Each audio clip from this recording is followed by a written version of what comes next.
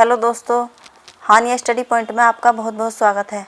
आज की इस प्रैक्टिस सीरीज में हम कुल 30 प्रश्नों को हल करेंगे। बहुत ही महत्वपूर्ण प्रश्न है और संपूर्ण टीजीटी पीजीटी पाठ्यक्रम पर आधारित हैं। तो देखते हैं पहला प्रश्न। हिंदी साहित्य का आदिकाल हिंदी का एक इतिहास ग्रंथ है। इस ग्रंथ के रचनाकार का नाम क्या है? रामचंद्र शुक्ल, हजारी प्रसाद द्विवेदी, नलिन बिलोचन शर्मा या रामविलास शर्मा। हिंदी साहित्य का आदिकाल, इस ग्रंथ के रचनाकार का नाम क्या है? इसका सही उत्तर है हजारी प्रसाद द्विवेदी। अगला प्रश्न देखते हैं। राजस्थानी भाषा और साहित्य पुस्तक के लेखक कौन हैं? मुनि जिनविजय, मोतीलाल मेनारिया, टीकम सिंह तोमर या पंडित गौरीशंकर हीराचंद ओझा। राजस्थानी भाषा और साहित्य, इस पुस्तक के लेखक का नाम क्या है? इसका सही आंसर है ऑप्शन बी, मोतीलाल मेनारिया। अगला प्रश्न देखते हैं। प्रश्न नंबर 3। रीतिकाल को श्रृंगार काल की संज्ञा किसने दी है? आचार्य रामचंद्र शुक्ल, डॉक्टर नगेंद्र, पंडित विश्वनाथ प्रसाद मिश्र या मिश्र बंधु। रीतिकाल को श्रृंगार काल की संज्ञा किसने दी है? इसका सही आंसर है पंडित विश्वनाथ प्रसाद मिश्र, ऑप्शन सी। अगला प्रश्न देखते हैं। इनमें से किस साहित्य इतिहास ग्रंथ को किशोरीलाल गुप्त ने हिंदी साहित्य का प्रथम इतिहास नाम से अनुवाद करके प्रकाशित कराया? इस्तवार द ला लिटरेचर एंदुई ए हिंदुस्तानी को, ए स्केच ऑफ हिंदी लिटरेचर को, हिस्ट्री ऑफ हिंदी लिटरेचर को, the modern vernacular literature of Hindustan को। इसका सही answer option D, the modern vernacular literature of Hindustan को। ठीक है फ्रेंड्स, अगला क्वेश्चन देखते हैं। Question number 5। रामचंद्र शुक्ल का हिंदी साहित्य का इतिहास मूलतः किस कृति की भूमिका के रूप में लिखा गया था? हिंदी गोविंद रत्नमाला, हिंदी शब्द सागर, हिंदी विश्वकोश या धर्मशास्त्र का इतिहास। हिंदी साहित्य का इतिहास मूलतः किस कृति की भूमिका के रूप में लिखा गया था? इसका सही आंसर है बी, हिंदी शब्द सागर। ठीक है फ्रेंड्स, आगे चलते हैं। अगला क्वेश्चन। आचार्य रामचंद्र शुक्ल ने रीतिकाल का समय क्या माना है?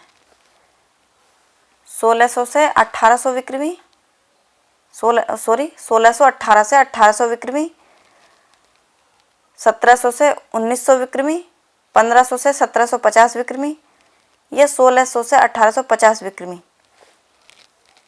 बताइए सही आंसर आचार्य रामचंद्र शुक्ल ने रीतिकाल का समय क्या माना है? दोस्तों इसका सही आंसर है ऑप्शन बी, 1700 से 1900 विक्रमी संवत। अगला क्वेश्चन देखते हैं। Question number 7। निम्नलिखित में से किसने हिंदी साहित्य का इतिहास नहीं लिखा? ऑप्शन है इसके doctor Ramkumar Verma, doctor Hazari Prasad Dwivedi, doctor Nagendra या डॉक्टर लक्ष्मी सागर वासणे। इनमें से किसने हिंदी साहित्य का इतिहास नहीं लिखा? इसका सही आंसर है डॉक्टर नगेंद्र। ठीक है फ्रेंड्स, अगला क्वेश्चन देखते हैं। Question number 8। किस इतिहास लेखक ने अपने इतिहास ग्रंथ में लगभग 5000 कवियों का विवरण दिया है? मिश्र बंधु, शिव सिंह सेंगर, आचार्य रामचंद्र शुक्ल या सर जॉर्ज ग्रियर्सन। किस इतिहास लेखक ने अपने इतिहास ग्रंथ में 5000 कवियों का विवरण दिया है? इसका सही आंसर है ऑप्शन ए, मिश्र बंधु।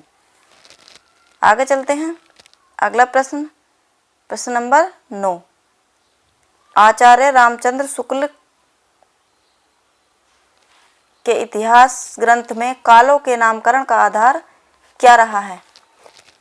पूर्व परंपरा, युग प्रवृत्ति, प्रमुख ग्रंथ या इनमें से कोई नहीं। आचार्य रामचंद्र शुक्ल के इतिहास ग्रंथों में कालों के नामकरण का आधार क्या रहा है? इसका सही आंसर है युग प्रवृत्ति, ऑप्शन बी। अगला क्वेश्चन देखते हैं। इतिहास लेखन की सबसे विकसित पद्धति कौन सी है? विधेयवादी पद्धति, वर्णानुक्रम पद्धति, कालानुक्रम पद्धति या समाजशास्त्री पद्धति? बताइए दोस्तों, इतिहास लेखन की सबसे विकसित पद्धति कौन सी है?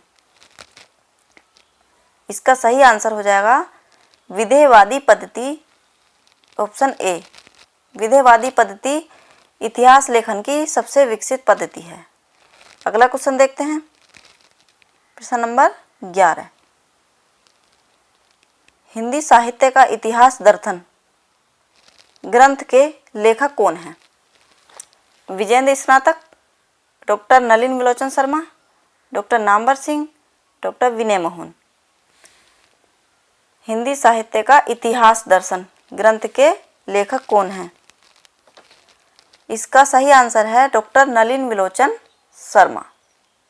इस इतिहास दर्शन ग्रंथ के लेखक डॉक्टर नलिन विलोचन शर्मा हैं। अगला प्रश्न देखते हैं, प्रश्न नंबर 12।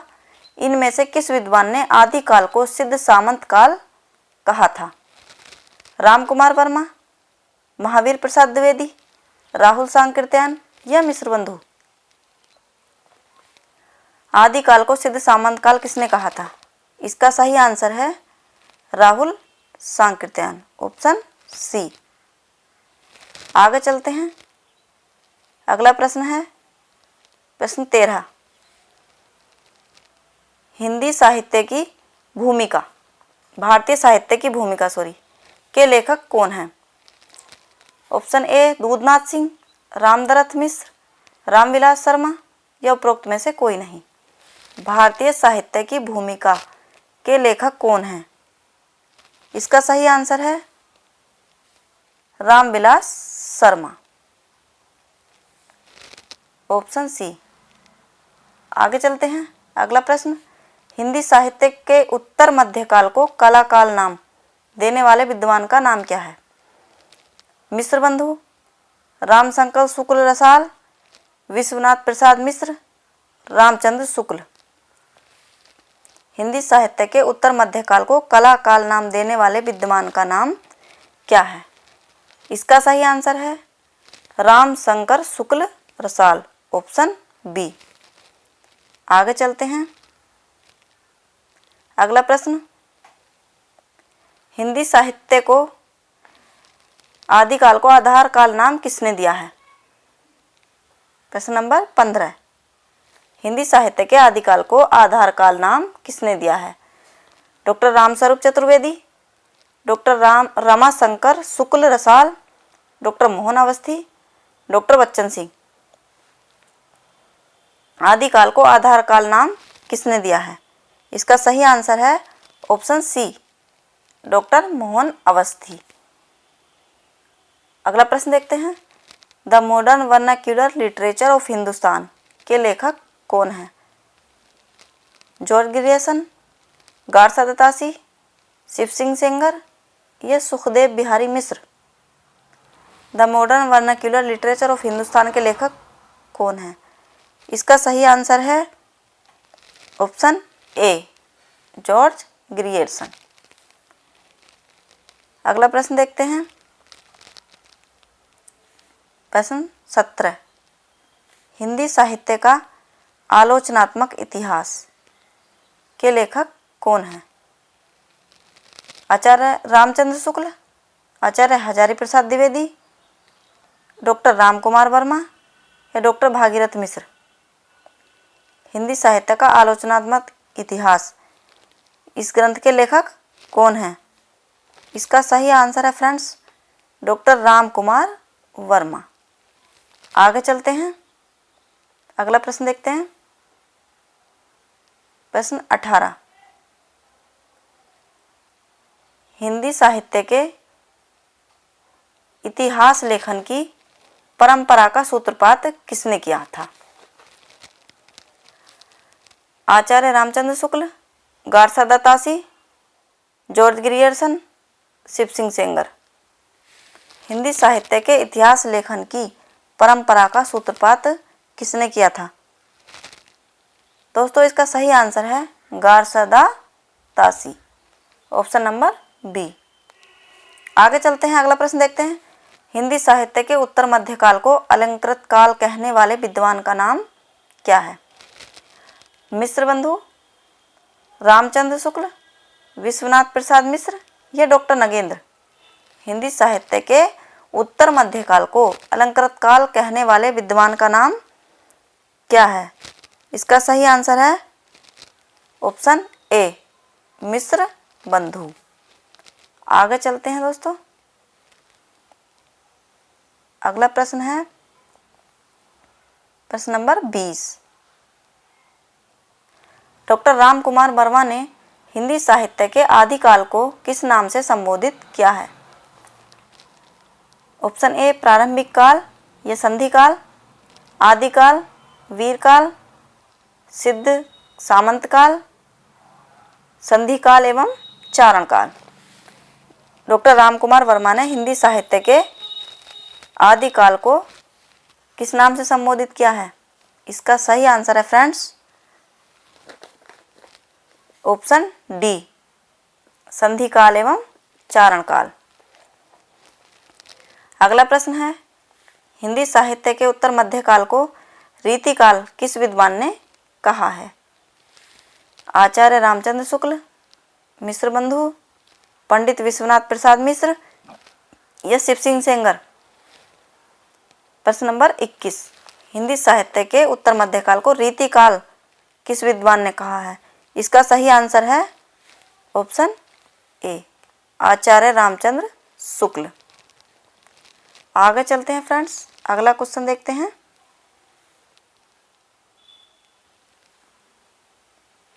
वर्णानुक्रम के अनुसार लिखा गया हिंदी साहित्य के इतिहास का प्रथम ग्रंथ कौन सा है? 252 वैष्णव की वार्ता, इस्तवार दला लितेतुर हिंदुस्तानी, 84 वैष्णवन की वार्ता या कविमाला। बताइए दोस्तों सही आंसर। वर्णानुक्रम के अनुसार लिखा गया हिंदी साहित्य का इतिहास ग्रंथ, इसका सही आंसर बी, इस्तवार दल्ला लितरेतुर हिंदुस्तानी, ऑप्शन नंबर बी। अगला प्रश्न देखते हैं, प्रश्न नंबर 23। आचार्य रामचंद्र शुक्ल द्वारा रचित हिंदी साहित्य का इतिहास सर्वप्रथम किस नाम से प्रकाशित हुआ था? हिंदी साहित्य की भूमिका, हिंदी साहित्य का विकास, हिंदी साहित्य का इतिहास या हिंदी साहित्य की आलोचना। आचार्य रामचंद्र शुक्ल द्वारा रचित हिंदी साहित्य का प्रथम इतिहास सर्वप्रथम किस नाम से प्रकाशित हुआ था?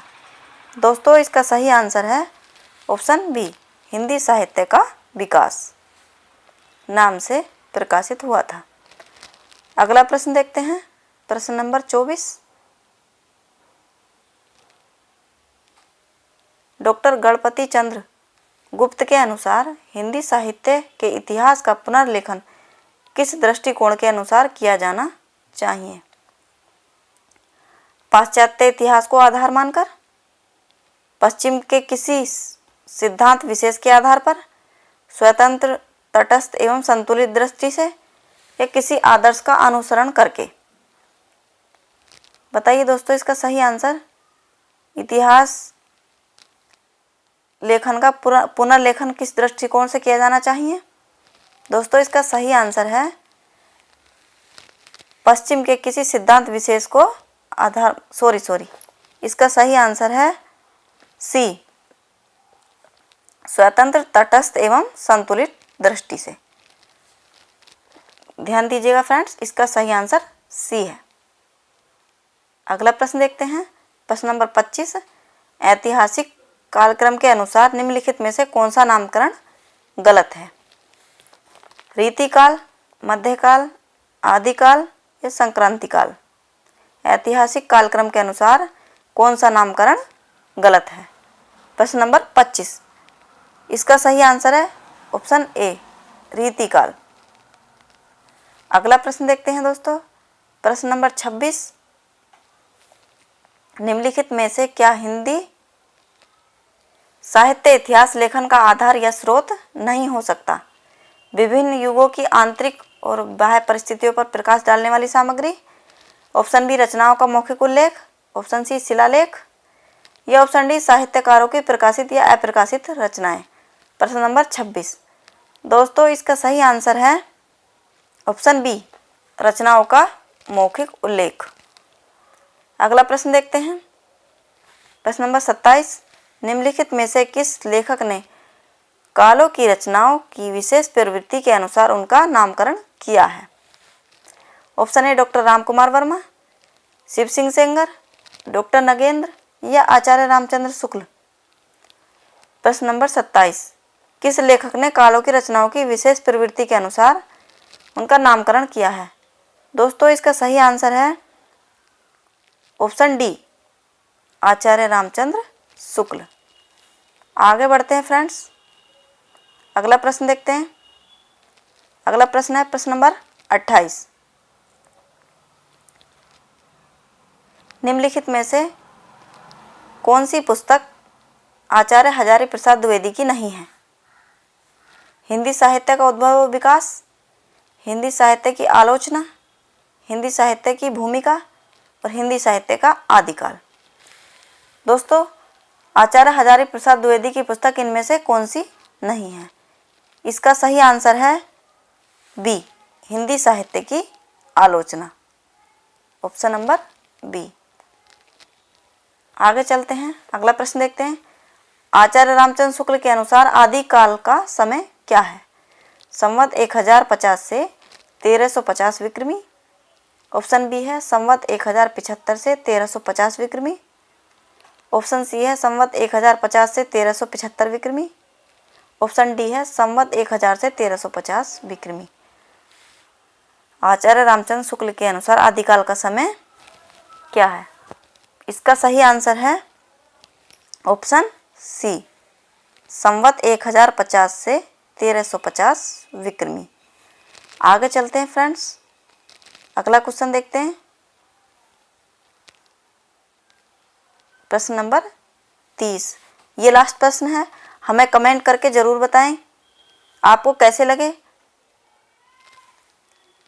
देखते हैं प्रश्न। हिंदी के प्रारंभिक काल को आदिकाल नाम देने वाले विद्वान कौन हैं? राहुल सांकृत्यायन, राम कुमार वर्मा, आचार्य हजारी प्रसाद द्विवेदी, या आचार्य महावीर प्रसाद द्विवेदी। इसका सही आंसर हिंदी के प्रारंभिक काल को आदिकाल नाम देने वाले विद्वान कौन हैं? दोस्तों इसका सही आंसर है ऑप्शन सी आचार्य हजारी प्रसाद द्विवेदी। आप इसको ट्रिक से भी याद रख सकते हैं, जैसे कि आदि हजारे, हजारी प्रसाद द्विवेदी ने प्रारंभिक काल को आदिकाल नाम दिया था, तो इसको आप ट्रिक से याद कर सकते हैं कि आदि हजारे, इस तरह से याद रख सकते हैं। ठीक है फ्रेंड्स, आदि हजारे। तो आज की क्लास में बस इतना ही, मिलते हैं अगली क्लास में, तब तक के लिए धन्यवाद।